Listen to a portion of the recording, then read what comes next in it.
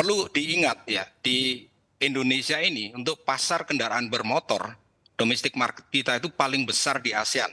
33% penjualan kendaraan bermotor di ASEAN adanya di Indonesia. Nah, sangat salah kalau kemudian kita dengan adanya free trade agreement dan sebagainya, kita tidak punya industrinya dan kita malah mendatangkan dari luar.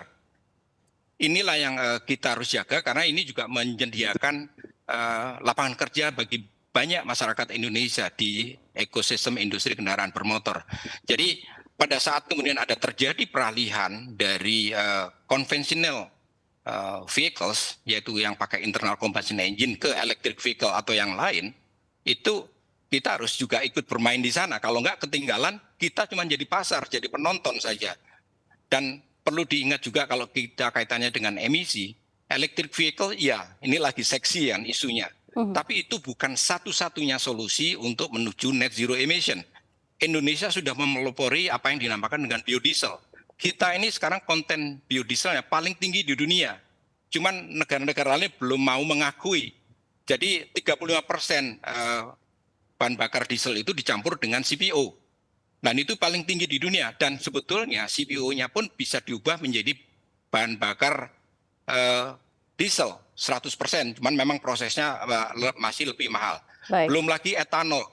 Ini yang menjadi alternatif lain menuju net zero emission dan itu tadi disinggung tadi bisa mengurangi sulfur, bisa mengurangi CO2 dan sebagainya. Jadi panjang ceritanya, nggak sesederhana kemudian ini salah atau ini yang itu betul. Baik. Kira-kira gitu, Mbak Safira. Baik, Pak Kuku bisa dipertegas. Jadi akankah begitu ya kalau kita lihat industri ini mandek kalau tidak ada insentif dari pemerintah begitu atau bantuan pemerintah kita sebut saja? Begini, dalam kondisi tertentu kita perlukan insentif, tapi dalam proses awal kalau kita bicara electric vehicles ya, ini kan masyarakat masih baru, sesuatu yang baru itu perlu didorong. Nah ini sebetulnya insentif pajak ini membuat masyarakat jadi aware, oh ya saya bisa mendapatkan ini dengan harga yang relatif lebih murah.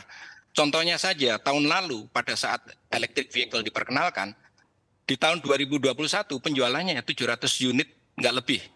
Namun kemudian di 2022 dipamerkan bahwa ini ada electric vehicles yang harganya terjangkau. Ini harga terjangkau ini juga penting.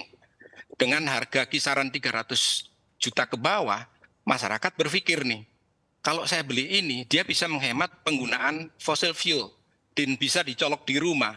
Nah ini kemudian ternyata dari 700 di tahun 2022 penjualan meningkat menjadi 10.000. Karena banyak masyarakat yang saya tanyakan, ini lumayan ini bisa untuk ngantar anak sekolah, bisa untuk pergi belanja, bisa untuk ke kantor, karena ini sifatnya city. Nah ini kaitannya juga dengan yang disampaikan Pak Joko tadi, karena ada keterbatasan public transportation. Kalau public transportation-nya nyaman, mereka juga akan beralih.